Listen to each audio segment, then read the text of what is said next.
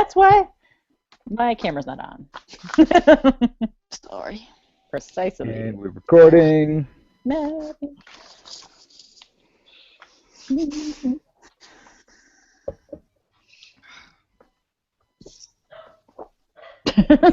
Hello. Hey, YouTube, how's it going? Welcome. We have 0 viewers so far, but that's okay, because in the future, people can watch this whenever they want. So there. Steph, anytime you're ready, I think we're ready to go. Okay. You're listening to PotentialCast, Season 7, Episode 6, Him. Even though they know they are under a spell, Buffy, Dawn, Anya, and even Willow can't stop themselves from falling in love and fighting over a high school quarterback.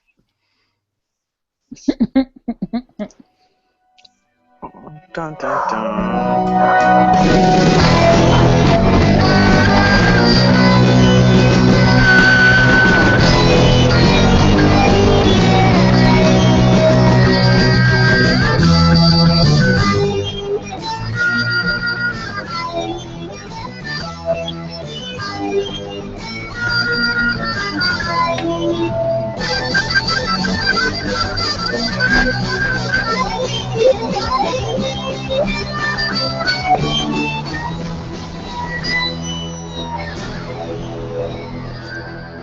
My name is Stephanie.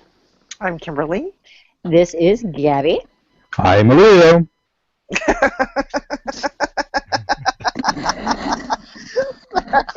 And I'm Matt. Am I supposed to introduce myself? Hey, Matt. Hey! Sorry, Who Illyria. cares, I'm laughing because you're so loud. Like too loud? Like distorted loud? I'm Illyria. Really? I'm Illyrio. It should sound that way, because then it's going to sound that way in the... No, you sound fine now. Just I'm Illyrio. How's that? yes. Perfect. I'm Illyrio. I'm Illyrio. How's that? Better. I'm Illyrio. I'm Illyria. Deep down, we're all I'm in really Illyrio. So, Matt, Hi, Steph. hey, did you watch Buffy as it aired, or did you catch up later like I did? I watched it as it aired, probably starting with end of season 2. And then I think the first episode I saw was Passion. I was just kind of channel surfing, and I thought, Nice. what is this show, Buffy? This is a funny title. What is this? And it was so serious and gothic and dark, and I was compelled to watch just from then on. And I watched that, and Angel. Because I would never describe Buffy as gothic and dark. Yeah, that's what I was That thinking. episode I would. Yeah, that episode Yeah. for sure. When I That was was a watching, good one to come in on. Uh-huh. Yeah, that's what when I was watching him. That's what I was Angel like, said. This is so light and fun. But I'm Sorry, Steph. I spoke over you with a really bad joke. I was just saying that when I was watching him, I was thinking this is so light and fun, and I enjoyed him this time. But probably the first time I watched, I hated it because I didn't want light and fun. I wanted melodramatic. Mm-hmm. Yeah, when I watched it with the commentary, we had such a good time watching it. But then watching it again, I'm like, this is too silly. It's fun. It's fun. That's the thing. Yeah. After a couple of pretty heavy episodes, we need the break, right? Mm-hmm. So, good stuff. Yeah, I thought it was pretty awesome. Mm-hmm. Well, I go back and forth because sometimes I feel like the callbacks to the earlier season is so pandering Mm-hmm. or whatever that but I don't know. Are you This talking time about- I'm enjoying it. Are you talking about the flashback? The little clip from Bewitched, Bothered, Bewildered? Oh, all the callbacks. Okay. Even the one to season 6 with Once More with Feeling with the song? Yeah. No, that was last week. That was I was last going week. to say, wait a minute. I was I'm like, confused. No, I thought for a second we were talking about the season in general. Not Yeah, the specific season, episode. the seventh season in general. There's just Is it because they knew they were wrapping it up? Or they didn't know? yeah, Oh, they must have known this time, right? yes, they knew. Mm-hmm. All right, let's get into this. Yeah, let's do it. Okay, so they've gotten Spike out of the basement. Oh Where's my he? God. Where's he Spike gonna and live? Xander are gonna be roomies. Oh, So Xander weird. hates it. The odd couple. Most definitely. Dun, da, dun, da, dun, da, dun, da, dun, da, dun, da, dun, da, dun, da, dun, da, dun, da, dun. No? Can they live in an apartment in Sunnydale without driving each other crazy? Oh, what I love is the closet is now a room. Lovely.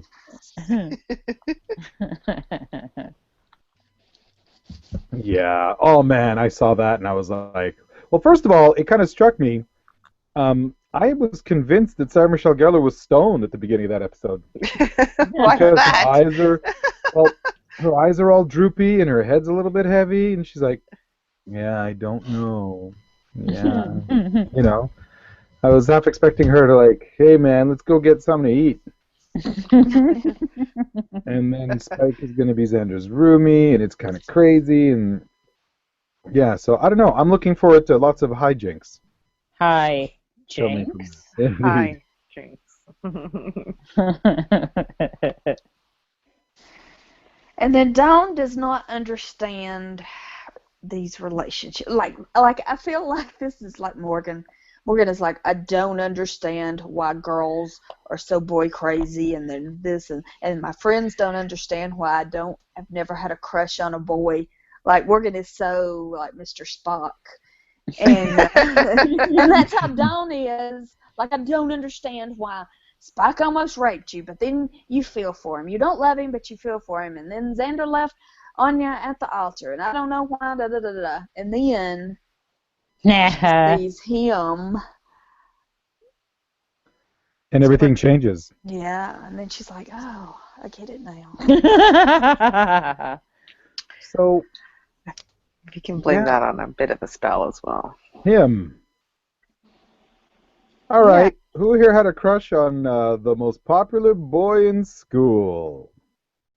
No. I don't think so.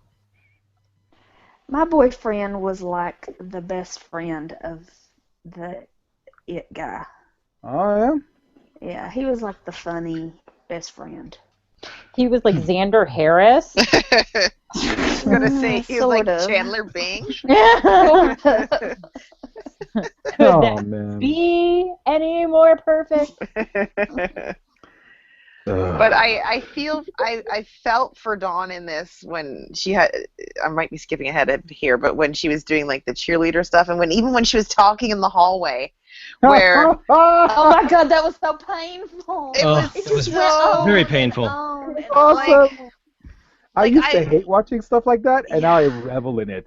Yes. yeah, like I Yes. remember I can see you talking getting to smaller. your crush, or even just like my body temperature changed watching the episode. Like I was like, oh my god, I feel her embarrassment. It's like, and it wouldn't stop. And just when you think it's gonna stop, no, it goes on for like 45 more minutes. You're like, just stop talking, please. And they didn't really address what grade they're all in, but I assume that Dawn is like freshman, and they're like older seniors maybe. Yeah. So Dawn has no friends, right? I guess. This is a little odd. Well, her best friend just died last week. Oh, yes. Dawn is so wrapped up with the Scoobies that she has no life of her own. What happened to her little posse that never panned out to anything I hope they come back. when they were stuck in the basement or whatnot? Isn't she on Walking Dead now? I don't know. But yeah. Was it one of them on American Horror Story? The one that was like the redhead on American Horror Story. She's on Walking Dead now. I don't know. But yeah, it's true. She doesn't have any friends her own age. She can't hang out at the AV club or anything. I'm Like sure talk about Monty Python. I mean, she's got there's no funny kids. Awkward kids. She's the only one. Yeah, apparently she's the only awkward teenager in all of Sunnydale. ever. No, but yeah. So, yeah. But you have to give it to her. She stood there Persistent, and, yeah. and did not leave. She kept No. trying to talk. She kept trying to make conversation. And I don't know, man. It was like a Stuart Smalley moment. It's You so know? embarrassing. Like I imagine her going to the washroom and looking in the mirror and saying, "I'm good enough. I'm smart enough. And gosh darn it, people like me." And then like she me. went out there and she tried to have this conversation with all of the enthusiasm and the sincerity that could be mustered, and it was so awesomely cringeworthy. It Oh, was great. It completely. was great, but it was also great because she didn't really feel horribly disturbed or ashamed or anything. No. Right away, you know, like she's just kind of like, "Oh, that didn't go well," and then she's like, "Okay, what do I do next?" Which I think, had it not been a spell, spoilers, Yeah. and I think that the delusion of the witchcraft attached to that what must be incredibly smelly jacket at this point, because you know if they get that dry clean, the spell is gone, right? Like I think that the witchcraft associated with that jacket is making her oblivious to the cringiness, right?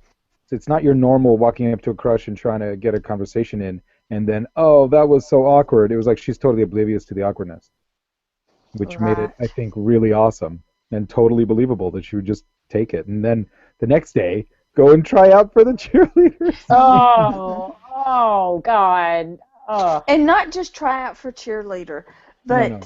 like personalize your cheer towards one player. That's true. Ugh. Can't believe I forgot that detail. I was really hoping that at the end it was revealed that the only one the spell did not affect was Dawn, and she's really just psychotic. Oh, that would have been cool. What a twist! That boy, by the way, that's Thad Luckenbill. We Young and the Restless fans know him as JT. Yes, I remember him from back in the day. Because I watched all the soap operas. All of them? all of them. All the stories. So And that you're girl was aware. Ricky Lindholm from Garfunkel and Oates. Oh, it was. Okay. Yes. Yeah, I'm not familiar with Garfunkel and Oates. Oh, my soul. I need to get in on that somehow and do something about that. Fix Yeah. that. I need to remedy that, as they say. I'll send you links. Matt, do you have all the other tidbits so I don't let Robin down yet again on the internet this week? Do you want to go ahead and read everything? Or do you want to just pepper them in where they belong? Yeah, let's pepper. Okay. Sorry, guys. There I can? My phone just completely shut down, Oh, man. so I You had right? to restart. I'm all good. Good. I'm back. Yeah. What'd I miss? Did you miss the part about the cringeworthiness not being that much of a problem for Dawn because she was suffering Under- from witchcraft? Spell? Yeah, there we go. Yes, I did. But yeah, we're all caught up. Okay. Matt, In do your- you have some fun facts? I have a few fun facts. Woo woo. Yes, the cheerleader uniform that Dawn is using was last seen in the episode The Witch. Man. Whoa, Oh, what a man. callback! We were a And lot younger then. yeah, and when you get older, fashions and fads change slower. You know what I mean? Like when you're older, you'll keep clothes longer than when you're young. When you're on top of fashion, like when I was in high school, our dance team uniforms, like as soon as I graduated, were out of style. You know what I mean? So that cheerleader uniform was way out of style by the time Dawn Mhm. wore it. Yeah, I didn't even notice. If it was in style when Buffy wore it. True. But I like the commentary with the like the background ADR added whatever nice uniform or like nice pom pom. What they say? I think they said nice uniform. Nice uniform. Like Whatever it was. in case you didn't realize that it was Buffy's uniform, they were drawing attention to it. Right. Because That's right, Artie. it wasn't that long ago. It was like 4 or 5 years ago. And in our high school, we didn't have cheerleaders, but we had the same uniforms for like decades. So.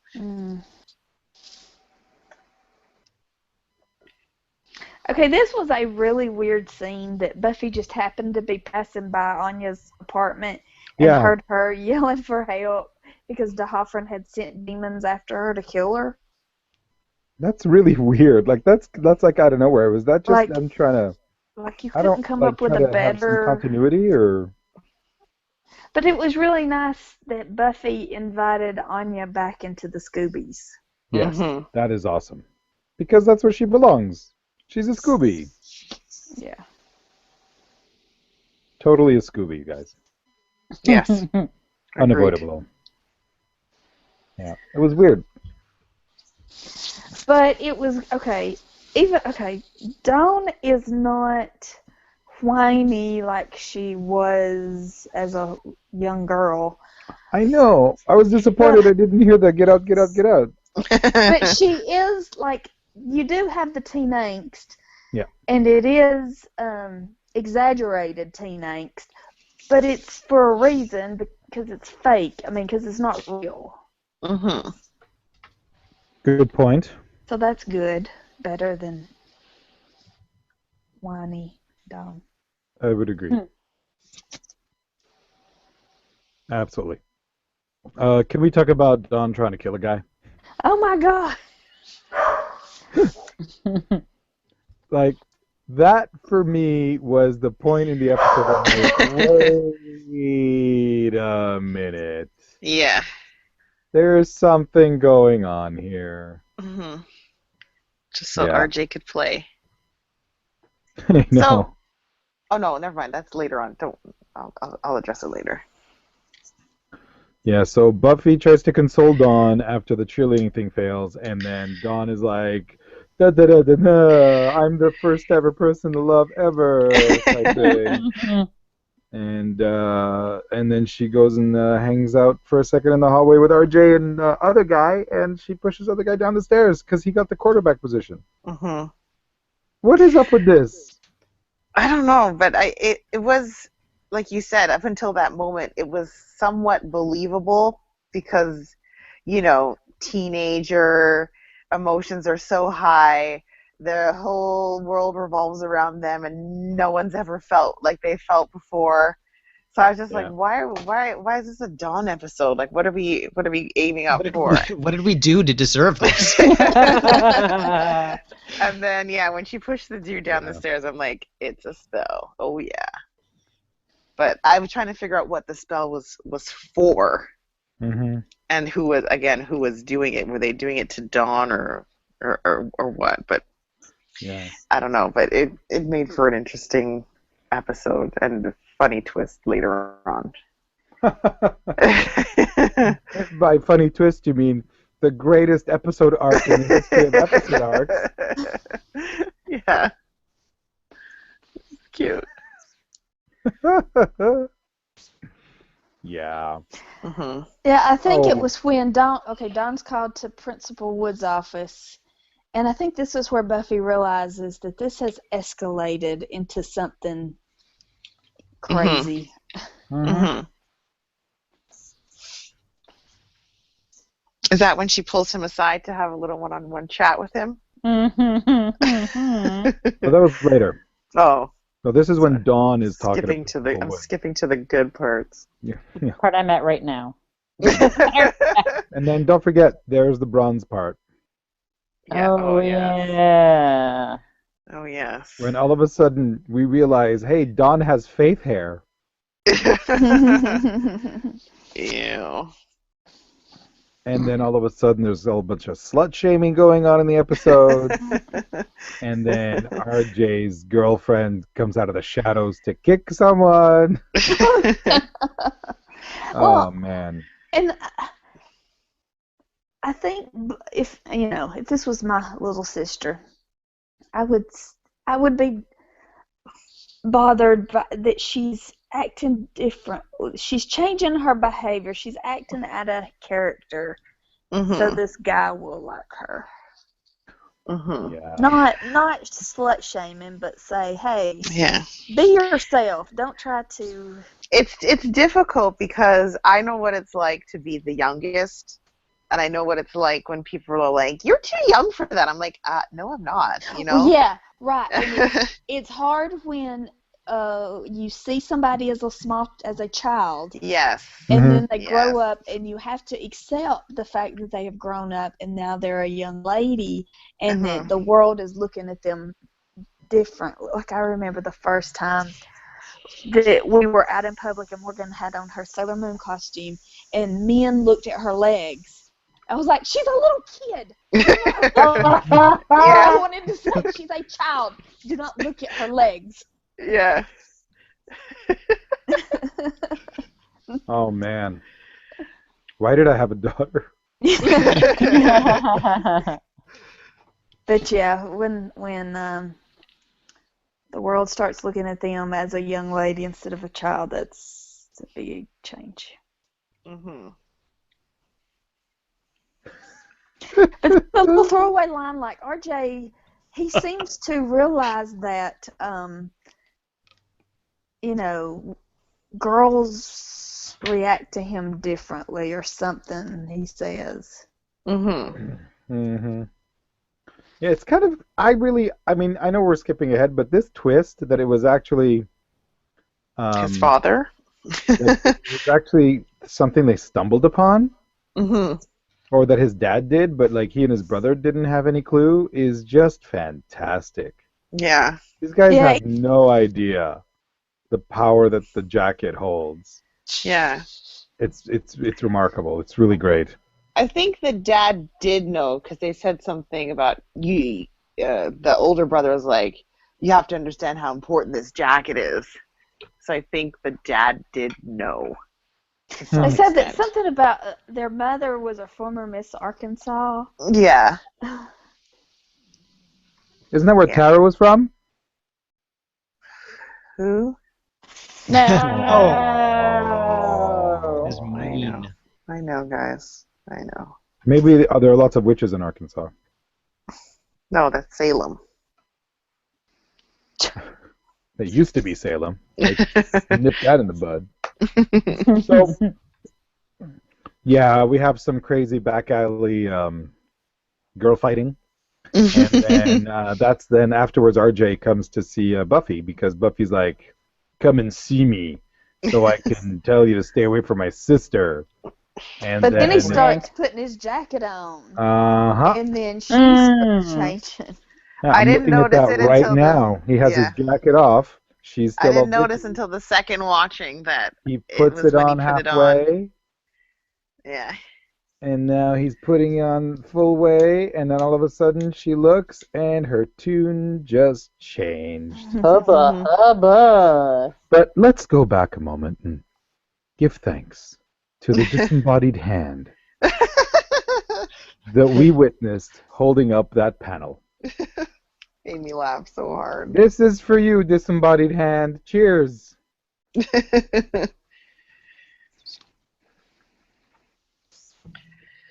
I love it. Yeah. And then we realize there's something going on because Buffy is hitting on the boy. So weird. And awesome. Very weird. But somehow when Buffy does it, it's comical.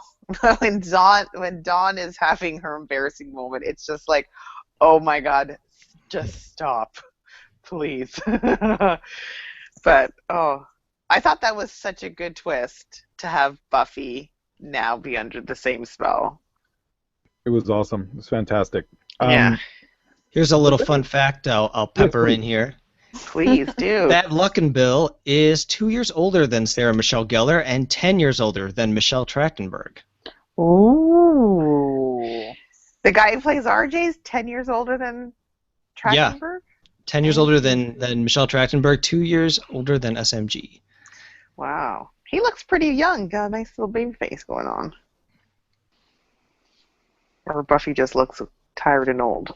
Oh. Wow. Oh, she's adorable. Well, Hey, she has to be a mom to a teenager. Right. She's got bills to pay. she just has to wear mom jeans. And she has mom hair, too, apparently, although I don't know what that is. Mom hair? I tried really hard to pay attention to fashion, because I knew I was going to be doing recording at some point. And normally, what people wear, like wear a garbage bag, I wouldn't know. But apparently, this guy had like a shoulder thing, like a colored, one of his shoulder pads was like colored. What is that, right? Oh, Crazy yeah, fashion, right? Am I right? He had a pattern, but only like a little patch here. Yes. It was weird. I don't know what that means. Who? What?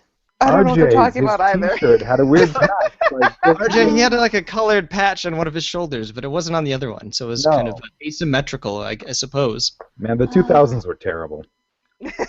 Yeah. What's next? No, what's next is Buffy and Dawn sitting on the couch. You know, the one yes. where their mother was dead. Oh no. Sorry. But every time I see that couch, I just see Joyce's dead body with her eyes open. Aww. It's true. I hate that couch. They should burn the couch. They Burn should it. have they should get a new couch. Oh, you missed the scene where they said, "Oh, your mother died on that couch," and Xander said, "Here, let me turn these cushions over." And they said, "Oh, good enough. Yeah, that works." Horrible. Indeed. But yeah, so they're having a conversation, and Buffy's like, yeah, he's nice. I think he likes you. And then she lays it on the, he's my lover. That's not a direct quote, so I'm not violating any rules of decorum here on PotentialCast. But I'm pretty sure she wanted to say, he's my lover. But I love that she didn't think that she was under a spell. Nope. Only Dawn was. But they realize there's a spell, and Buffy's like, "Oh, Dawn, you're just under the spell." Oh. And then later, I think Buffy rescues RJ from calculus. Yeah, she sure does. Yeah, I miss calculus. Oh, God. I think it was calculus. It might have just been algebra. What do I know? I miss it. I don't remember it very well. You don't need it. Mm-hmm. I think they go to the yearbook office or something. Or the art room. Pictures up on the wall, or the art room. There's like an Amnesty International thing. Dawn's creeping along the hallway, and she's taking a look to see if, she can spot RJ in his classroom, and then she's like, where is he? I wonder where he is. Where he is your sister's trying to bone him. Yes. And then she does the the ugly TV run outside. I forgot about that. No. Yeah, that was awesome. Hey, little survey. Does anyone here find Sarah Michelle Gellar attractive? Sure. Yes. Cute. Yeah. I don't. I wouldn't It's go weird. for a hot. I have absolutely no attraction to her whatsoever. Like, not even in the slightest. So when all this, like, sexy time stuff was happening with RJ, it was like, that's weird. Really? Yeah, I mean, it is disturbing to think about, when somebody takes a job to be over students, over children, Uh-huh. to be sexually attracted to them. That's just, gross. That's probably where it came from, actually. That's probably She what I has was so much like. sexual experience. That's true. Yeah. Poor Dawn. Can you imagine the boy you think you're in love with is practically banging your sister? Yeah, it's such a In betrayal. school. And then the next person that shows up who's going to comfort you is wearing a stupid construction hat. who shouldn't even be at the school anyway. Like, seriously, terrible contractor. They're still working on stuff. I know. I mean, they have the certificate of occupancy for the school. The construction team should be gone. Yes, Like, they should. he's just roaming around the halls. Yeah, it seems dangerous for construction to still be happening while students are in school. When while this was all being shot and filmed or whatnot, was this around the time of when Cruel Intentions came out, or is that much later? When what? What's that mean? The movie Cruel Intentions. Can you refresh my memory? Cruel Intentions was 1999. Okay, so that is during this when Before. This aired, not this season, but earlier on. yeah, this him aired on November 5th, 2002. Oh, much later. Okay, never mind then. Cruel Intentions was Illyrio. It was Yep. a movie where like Reese Witherspoon and Ryan Philippe, they met. You know, they were married. They had children. Mm-hmm. But like Sarah Michelle Gellar's character and who was it? Was her Selma brother? Blair. Selma Blair. Selma Blair. Yeah, and they had like a Mm-hmm. female on female kiss in the movie. Oh. No, because something triggered when you said, "Oh, do you find Sarah Michelle Gellar attractive?" Yeah. And I remember when I went to see that movie, I was sitting beside a guy who was obsessed, obviously, with Sarah Michelle Gellar, because every time she came on the screen, did something, sexy or said something risque, he would just whisper under his breath, "Oh, Buffy," and I was like, "Oh my God, that's so creepy. I remember just being so grossed out by him. And I'm like, Oh "Ugh." my God, that's Wow. oh. So maybe I shouldn't mention that I have a life-size Buffy cardboard cutout in my garage. Just as long as I don't have any extra bits cut out. You know what I'm saying, Matt? Let that settle. I do, but I didn't buy it for myself. Someone sent it to me. Like It's the story. Yes, his name is Matt. You're lucky you know many Matts. It's in your garage. It's not like beside you in your room, so that's okay. No, I used to put it up like when I went out of town, like in the window. Oh, that's fun. That's awesome. Whenever you needed the contact from the FBI to come, you'd put it up in the window.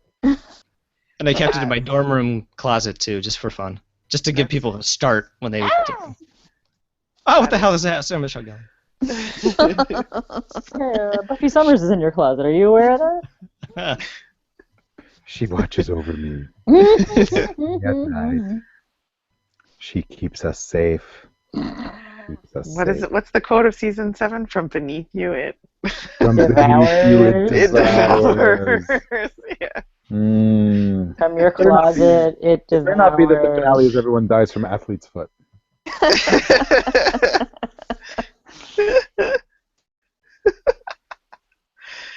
All right, so what happens next? Well, remember a couple episodes ago, we had Buffy and Xander go and investigate and accuse? Well, this time it's Xander and Spike who are going to go do some investigating. Mm-hmm. And they find a loser. Poor guy. Xander should really pass judgment on this guy, who lived in his parents' basement for a really long time. Mm-hmm. This guy's in the management program. He's going places. He's the manager at the pizza place. Everyone likes pizza. Yeah, but who still wears their uniform when they're home? I think he just got home from work. He just got home. Yeah, you know what the first thing I would do after work? I'd just get home and I had to wear a uniform and I'd work at a pizza place? You take it off before you even get through the front door. You're already unbuttoning. Yeah. I did that when I worked in a restaurant. I was like, get me out of here. This is the worst. Out of this. I would have an outside hamper. I think they just wanted to show that. What easier way to show that he's the manager than have a name tag that says manager, you know? To Mr. Manager. Yeah. But the brother said that when RJ was younger, he was a geek. He was like in Model UN and read comic books and wrote poetry. Like Spike. Were they describing Joss Whedon as a child, or like you know how Chris Carter puts in all kinds of stupid bullshit in the episodes about stuff that like people's birthdays? Was that just a reference to Joss Whedon when he was young? Maybe. Probably. We don't know. I think it was Maybe. for all of I like us. to think so. Let's go with that.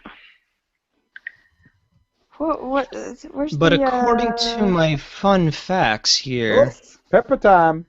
Pepper me, Matt. you ready? When RJ's older brother Lance said that he's been worried about RJ after discovering the poetry he had written, Spike, who wrote poetry himself back in his human days, rolls his eyes. Yep. Mm-hmm. Notice that one. I sure Oh, did. William.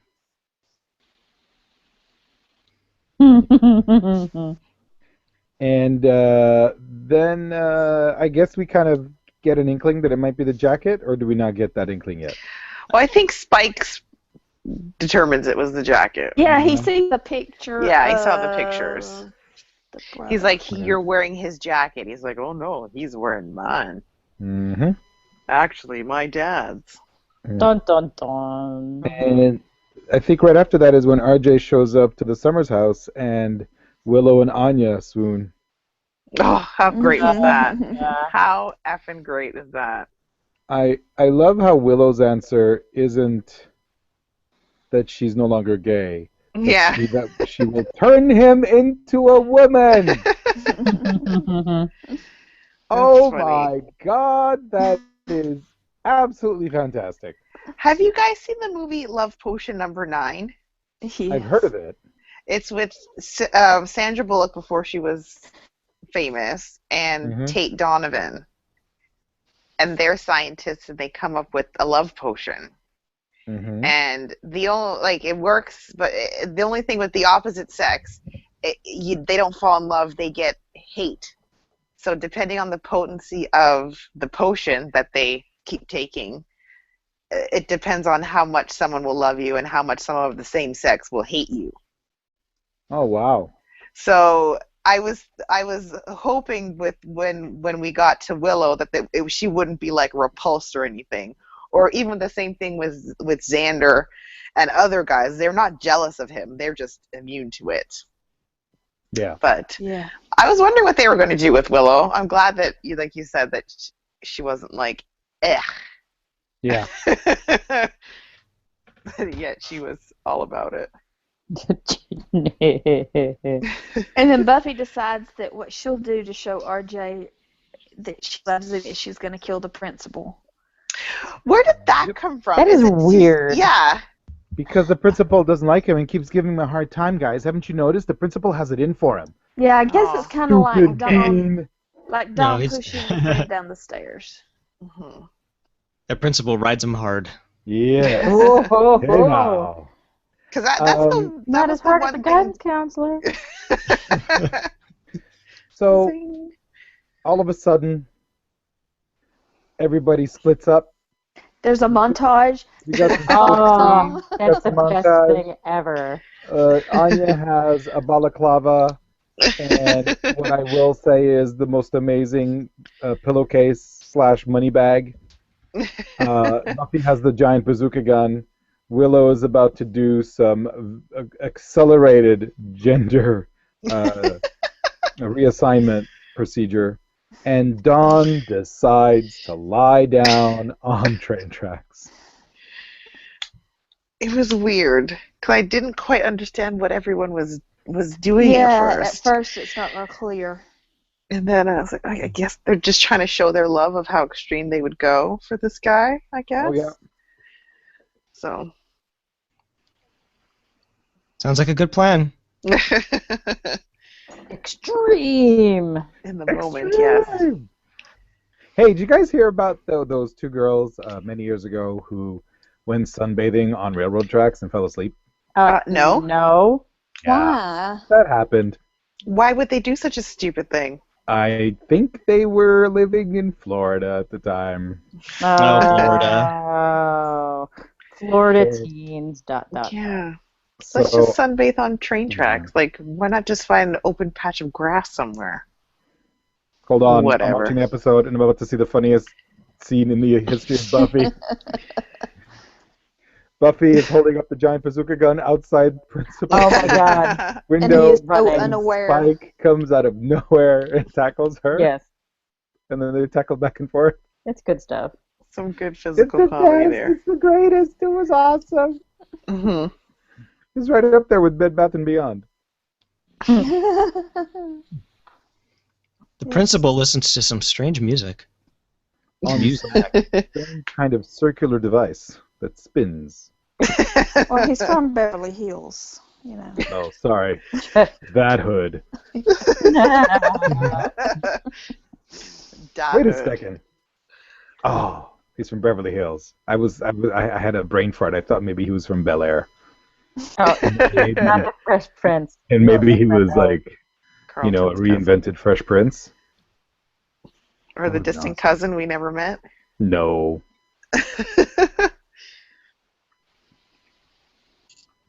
There was some great physical comedy there. Now I can't stop thinking of "Yo home, smell you later." I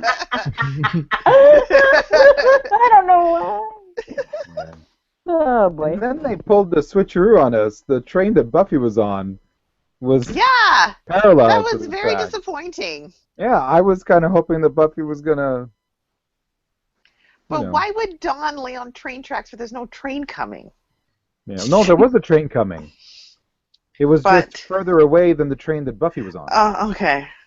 I must have skipped that in the rewatch. She didn't have the schedule handy, okay? But why have two trains? You know what I mean? If one's close, I don't know. Those are freight Two trains. You only need one train.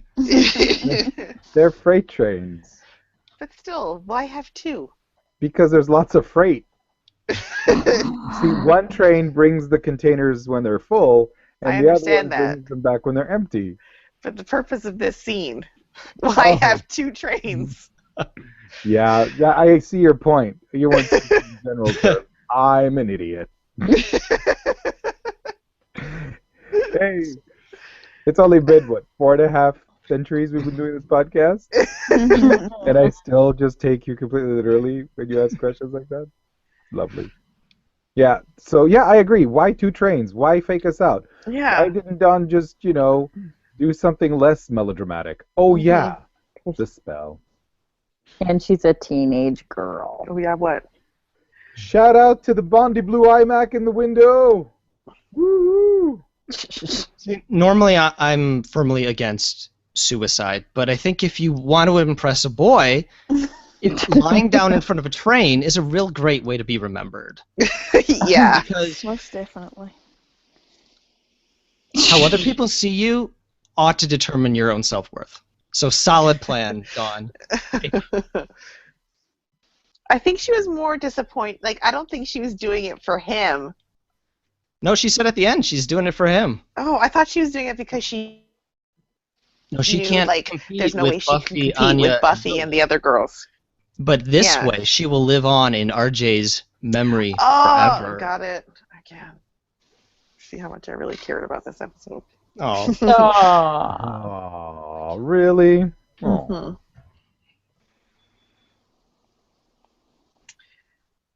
What happened after the cool scene, the montage? Montage. We got some resolution. Spike and Xander steal the jacket away from RJ, Hmm. and then they burn the jacket, everyone. Yeah, Fire. it would have been fun to see Xander wear it, at least for one day, and then burn it. Yeah, because you would think he would have learned his lesson from Bewitched, Bothered, and Bewildered. I think he did. And then the news, breaking news interrupts the radio. The bandit. The masked bandit. And, Oh, and, I man. mean, I know I that's think probably that- never going to come up again, but if it does, oh my Right. God. the brilliance of that is it leaves you wondering, what was she planning to do? What was the... That was brilliant. Brilliant, brilliant. Lovely. Do you have any comments? Emails? I'm sure we do. Let's see what we got here. Oh, this is the wrong account. I have some comments with regards to Press Gang. If you want me to read those, let me queue up our PotentialCast email. We might even have audio feedback. Do we have audio feedback? We Yes. have audio feedback from Moira. Woo! Holla.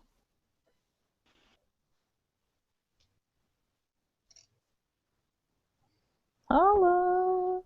It'll be playing very soon, I think. Let's see. Hey, Gax, it's Moira. I wish I had been on the ball enough to send feedback for Selfless because I really enjoyed that episode. And we even got another little sing and dance number from Anya, which is neat because she really can sing. But my bad, I messed up and didn't watch it in time. In fact, I just watched it right before I watched Him, which I've just finished. So this is actually feedback for Him. Not such a great episode. I think the best part for me was that Spike is out of the basement.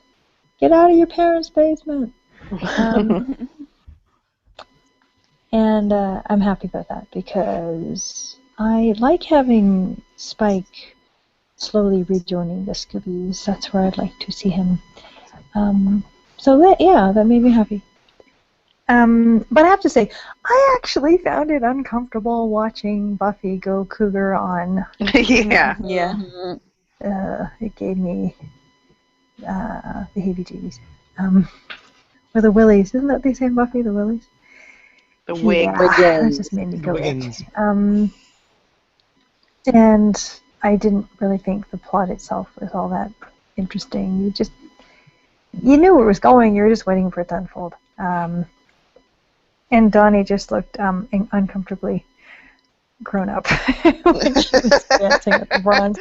It just took me back to when you got the opening credits and you see Anya dancing at the bronze, and I think we've seen Buffy dancing sexy. Somebody was dancing sexy at the bronze. Anyway, okay, so Gabby will give this a point for the bronze, right? Right. So 1 point for the bronze. one point. No, two points for getting Spike out of the basement. Oh, and another point because it did have some comic relief bits, which were kind of funny.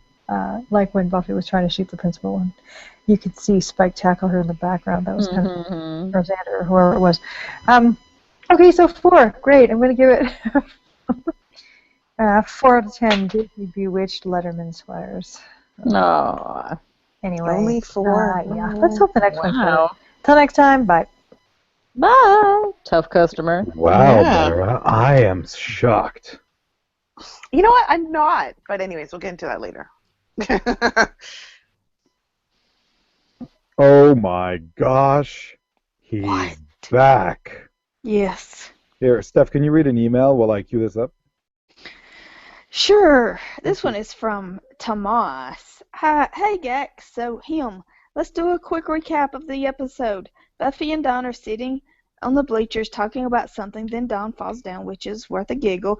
Then we get the opening credits, and we can rock out to that for a minute. Then I turn on then I turn the TV off, and I go to the kitchen and make a sandwich. I lie down on my bed, and I start writing this email.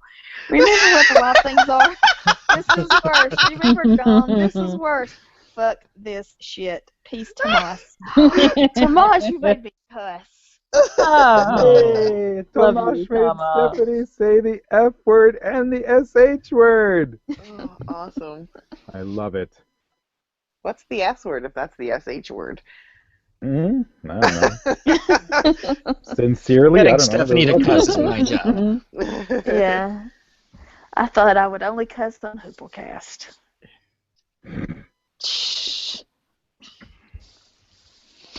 I will read. I have a, Okay. I believe, a voicemail from a dear old friend of ours. Hey everybody, Paul Mackey, in the living room at Elk River today. Yay! About Him, I don't have a gigantic review, because I just want to talk about one thing that bothers me. because I love the episode. It's great. It's great. It's a good throwback to earlier seasons. There's nothing hardly that I can say bad about it, except one thing. And I know that I'm nitpicky, and I know that I should just let it go and just be a show and all of that. And I've been told as much by my IdioCast co-host, John Pavlich, among others. But right at the very end of the episode, Xander and Spike are going to tackle RJ and take the jacket off of him, and they walk straight in front of a gigantic store display window, and there in the store display window, as happens with the laws of normal physics in the real world, is Spike's reflection. Now, I know, I should just not pay attention. I should just let it go. But it bugged me when I very first watched the show. I pointed and shouted at the screen, and I'm not going to let it go. Sorry. No, not going to let it go. Still, even with the gigantic reflection, I'll give it, 8 out of 10. That guy in the jacket is what I called him before I knew what his name was. Okay, talk to you later. Happy hunting. Bye. Awesome. Thank you, Paul. And we have Nuchas. You have gotten to the second of the episodes of Buffy my husband loves. It's This and Pangs, followed by Hush. I love Xander and Spike living together. But let's talk about the awesomeness of this episode. It's silly and awesome all at the same time. The best scene ever is Buffy and Spike outside Principal Woods' window. Poor Dawn. She talks true sense at the beginning of the episode, and then magic happens. Then I just can't deal with Dawn's awkwardness. We get another callback, Buffy's cheer uniform from The Witch. Buffy still can't drive. Love that. Buffy once again thinks she's immune to the spell. Team Xander and Spike is great. Mr. Peaked in high school, always a fave too. So many quotable lines. Nuchas. That's true. That's like a theme of the episode, where there are some people who high school is miserable. It is not, because like everybody seems to tell my child that you're going to just enjoy yourself. These are the best days of your lives. What? You will look back on high school, and this is the most fun of your life. And she's like, I do not believe this. This is not true. Because Morgan is not that kid. Morgan is the kid who will enjoy college, who will have a better young adult life than she's having in high school, because she's not one of those kids. That peak in high school, and then for the rest of their life look back on high school, and that was their glory days and how wonderful that was. So yeah, that's like a kind of like how Go Fish is about the jocks and the steroids. This is the guys who peak in high school and look back at their glory days. Yeah. That's what this episode reminds me of, is those years, when they were back in season 2 and season 3, those stories. I agree. Well, it's weird to kind of see some of these things and not just watch an older episode. Yeah. Do you guys have someone that peaked in high school? Like someone who you thought was like the coolest person ever, and then now they're like kind of still living those days? I can think of 3 people that went to my high school. The only people from high school I'm still really in touch with are the people that I don't know. No, I can't think of anyone, even of the people that I kind of know. Still, like I hated everybody in high school. Yeah. We had a very tiny school. There's someone that I know who went to my high school who went back and is now the coach of a sports team. Oh my god!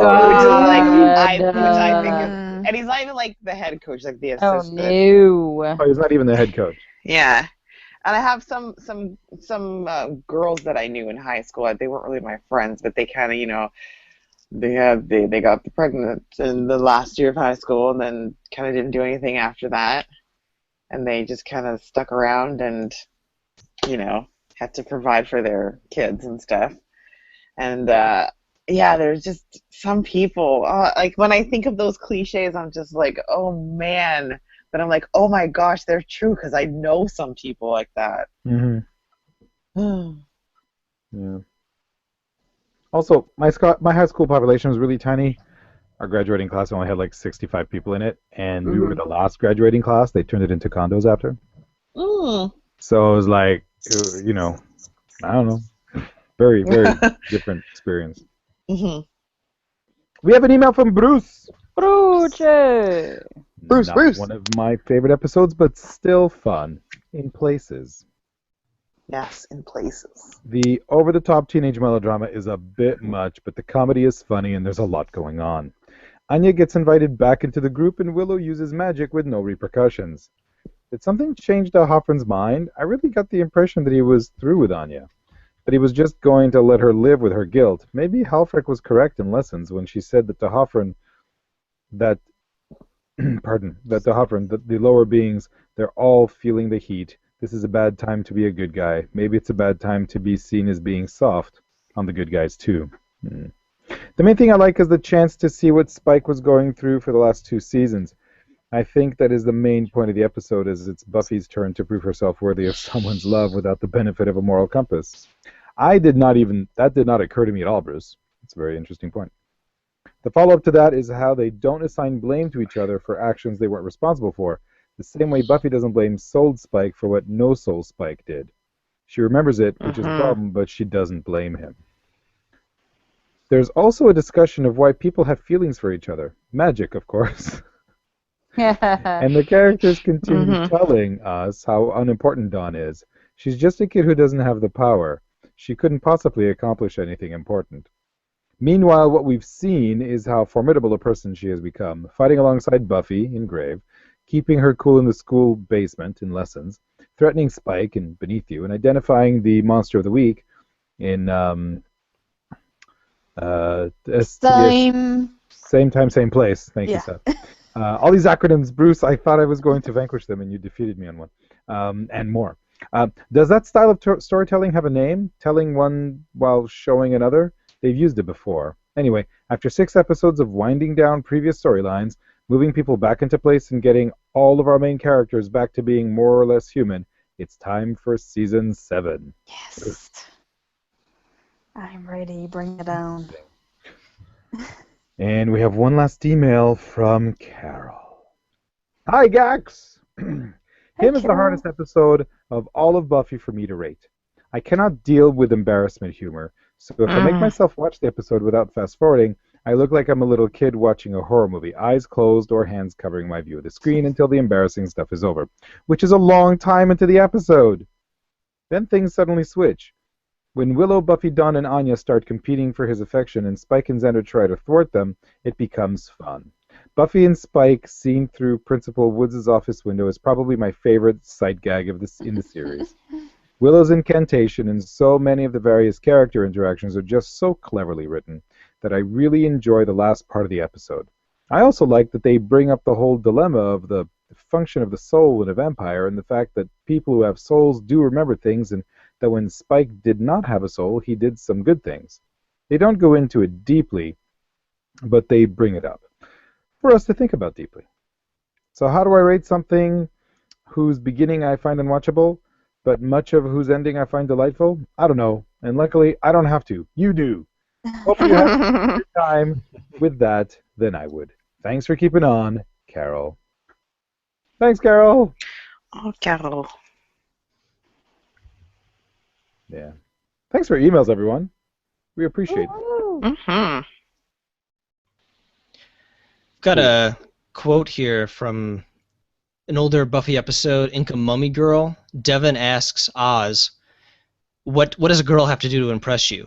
And Oz says, well, it involves a feathered boa and a theme to the summer place. Which is the music that played throughout whenever the girls got a look at that jacket. The boy in the jacket. The summer place. That's funny. Was there some cold? So maybe Oz would have been attracted to. Maybe. Was there a little Coldplay in the episode? Yeah, when Trachtenberg looks through the door, and two of them were And going then the at it. Breeders. I liked the Breeders Yes. back in the 90s. They were at the Bronze. I still like them now.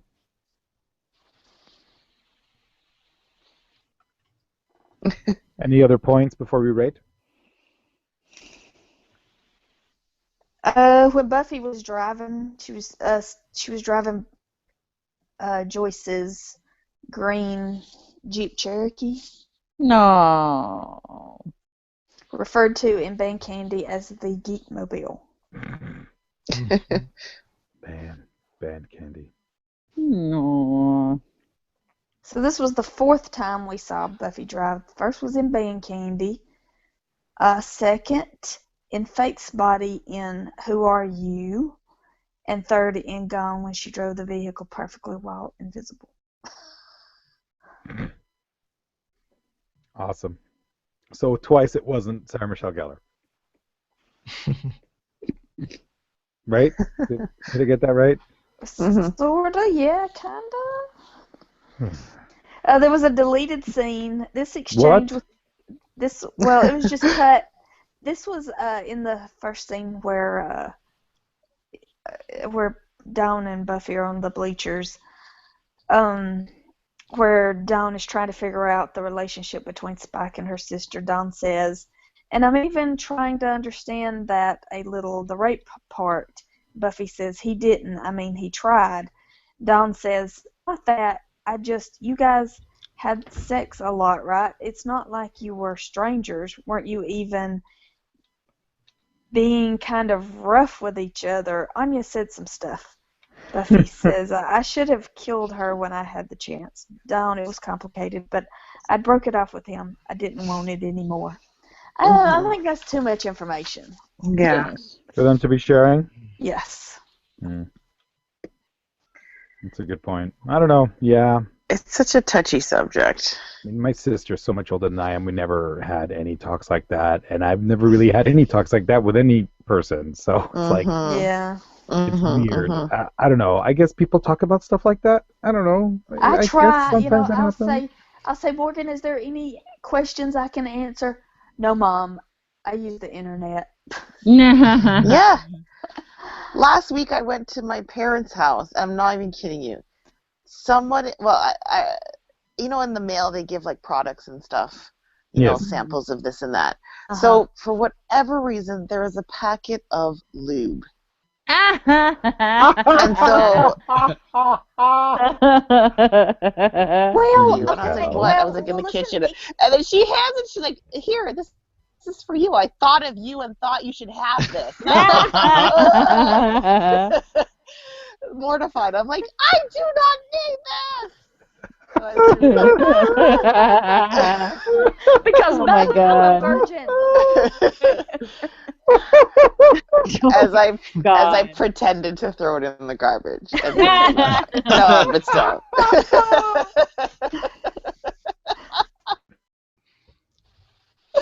I was mortified. Ugh. all I get are like awful greasy restaurant flyers. We never get free lube in the mail. I live in the wrong part of Canada. You do. It was just weird. I was like, what the hell? Wow. Yeah. Lube and a condom. Wonderful. Wow. Okay.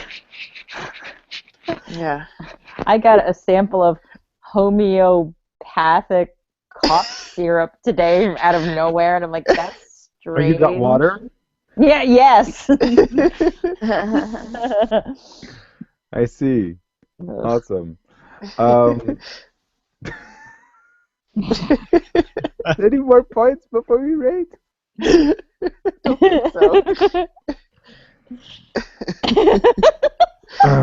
All right. If we're ready to rate, I think it's time for Kim to rate first. Sure, why not? Let's tear the Band-Aid right off. When we watched it, the three of us, to Yep. do the commentary, Uh-huh. I was like, this is so funny. It was a funny episode. Yep. And it was lighthearted and it great twists, and I really enjoyed it. But then today, watching it again, I was like, this sucks. Like, I do not like this. Maybe it's because, watching it with an audience, with you guys, was different because we could bounce off each other. But it was, I understand when people are like, oh, I didn't like this episode. Ugh. Because it was kind of juvenile and kind of silly. As much as it was clever, it was still pretty stupid. Like, I can see why people would say it was stupid. But anyways, that being said, first watching, I would give it a 9. Second watching, I'm like, ugh, this is like a 6 at best. Whoa. So I'll meet in the middle. 7.5, is that right? Is my math correct? 7.5? Yes, Yeah, I'm gonna give it a Solid 7.5. 7.5. Oh. What clever thing can I use? Whatever. Yeah. 7.5 tubes of lube. Yeah. 7.5 awkward trips to the guidance counselor out of 10. Nice. Mm-hmm. I know what you mean. Like, watching this episode now, it was a lot of fun, and I don't know. I give it. Like, I can't find any fault with it, other than that awkward scene just went on way too long. It was just It was perfect. So I give Perfect. It was awkward. I give it 9 out of 10. But like, if I watch this next year, I probably hate it because I have watched this episode many times, and this is the first time that I've enjoyed it. So I give it, I guess, 9 out of 10 unsafe outerwear.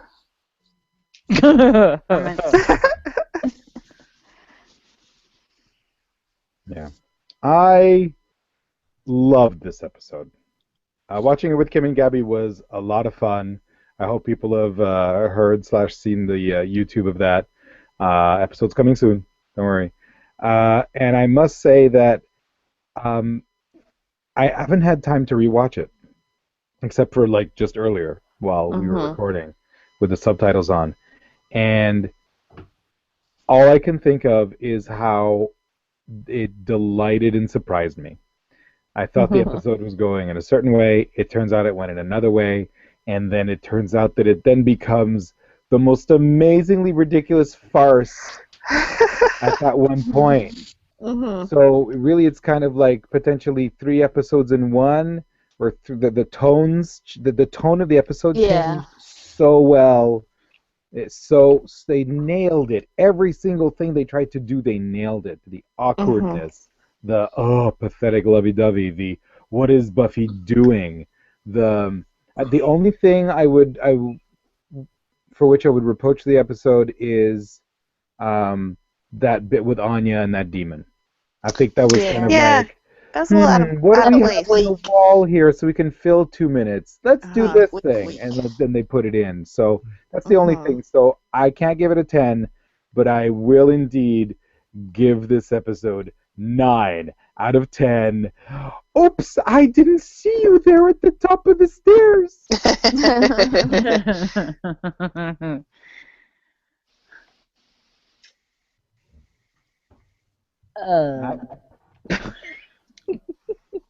Matt? Gabby? Should I go? I can go. I think Matt should go.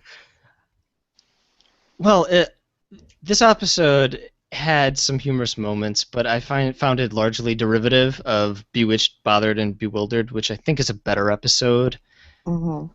And although I don't hate Dawn, she's not my favorite character, so not super invested in her love life. I have to say, at the end, though, Buffy's little heartfelt speech to her, no boy is worth that, was a really good, sincere moment to cap off a kind of a zany episode. Overall, I don't think I would be too keen to watch this again anytime soon, so I'll just give it a 7 out of 10 cheerleaders squashed by vending machines. Watch out for those vending machines, guys. They'll get you. Why was that even in there? I don't understand. I guess they were she was injured, so they needed another cheerleader. So that's why they had the tryouts. Oh, a reason to have tryouts. Okay.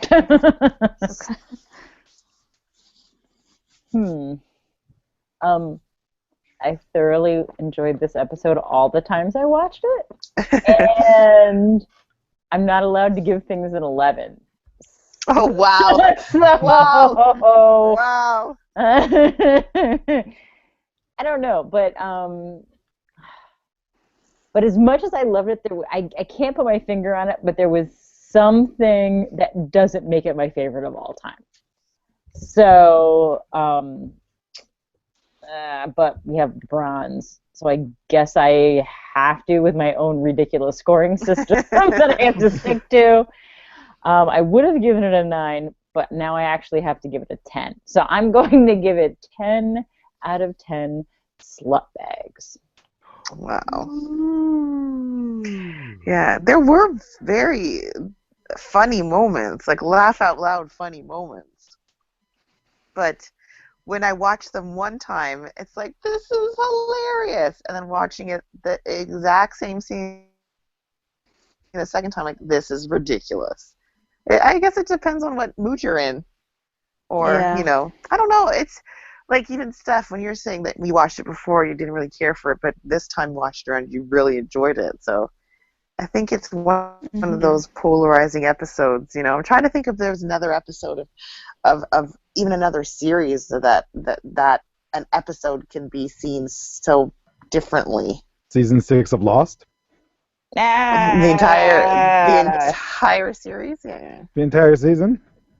The entire season 6? No. No spoilers? No. What?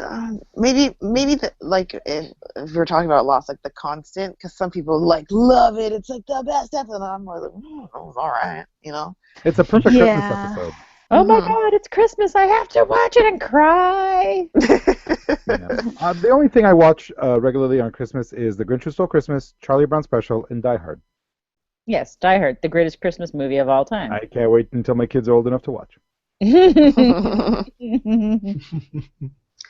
How old do you think he'll be when you let him watch it? Now here's the thing. He's 8.5.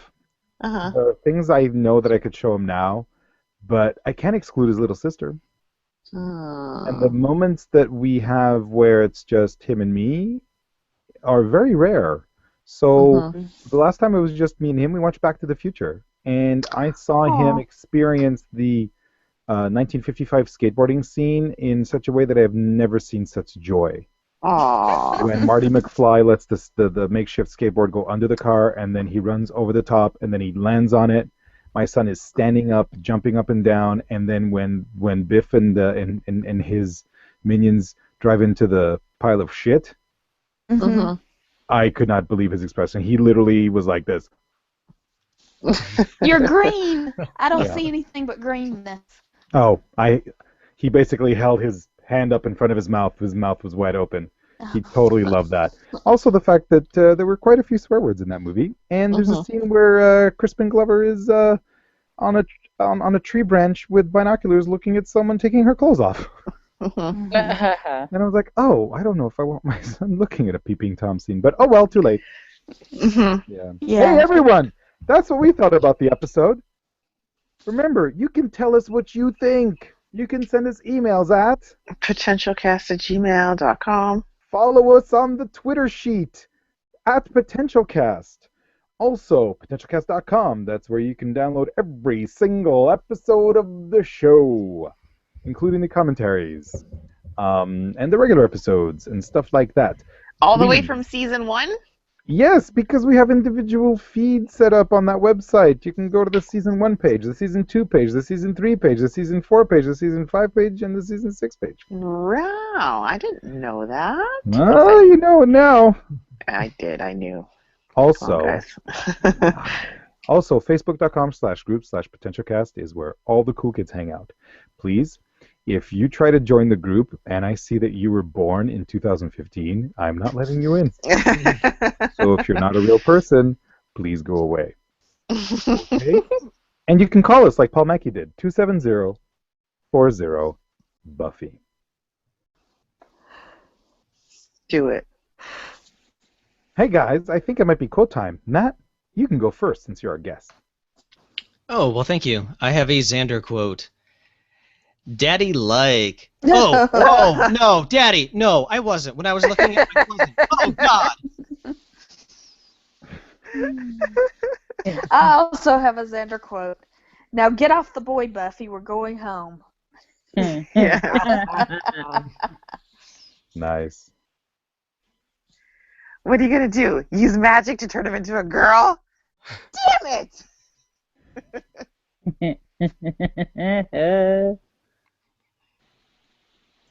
I lost my quote. You lost your I quote. lost my quote. I had it in front of me. Now it's gone. Shit.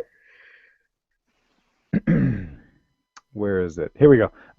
I need him. Well, you're going to have to do better than that. I'd kill for him. Pfft, you'd kill for a chocolate bar. Aww. Yeah.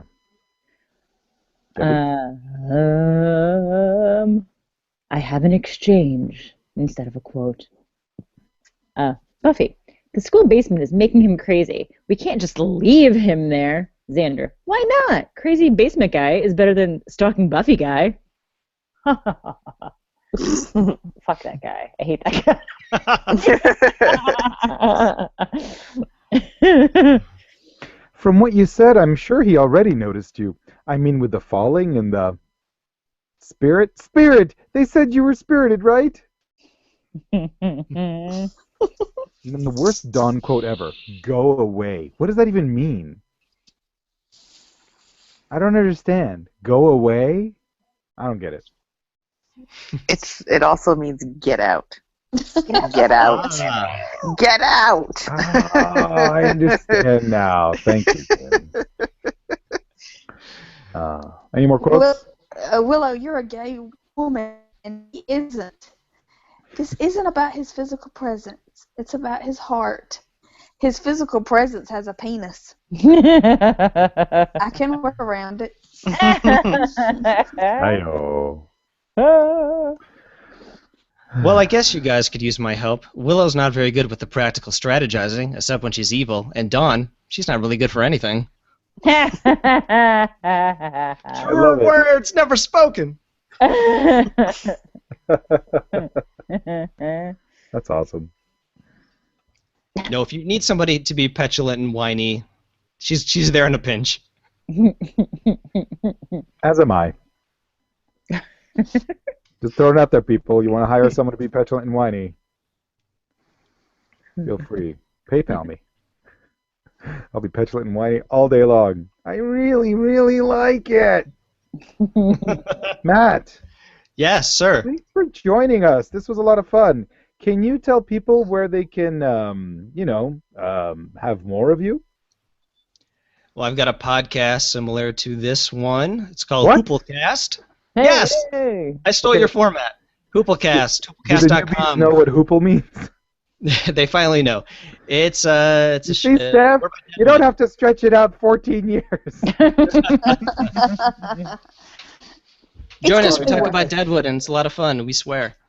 I spoke over you. Can you actually give us a proper plug for your shows so I'm not a complete and utter asshole? Oh. Yes, you can find me on Hooplecast, hooplecast.com. We are a podcast like this one, but we're about Deadwood. Nice. Yay. And it Is is that- fantastic. Is that the It's a fantastic swirly western? Yes. Mm-hmm. Nice. That's awesome. But it's like Shakespeare. Is It's like it? Shakespeare with Shakespeare, glitters. but with a lot of cussing. Yeah. I would say Shakespeare with the word cocksucker a lot. A lot. A lot. High fives, a lot. Yes. Hey, Steph. Yes. What's on the slate for next time? Next week's a big one. Conversations with dead people. I can't wait. Sounds like fun. I wonder what it's about. Shakespeare?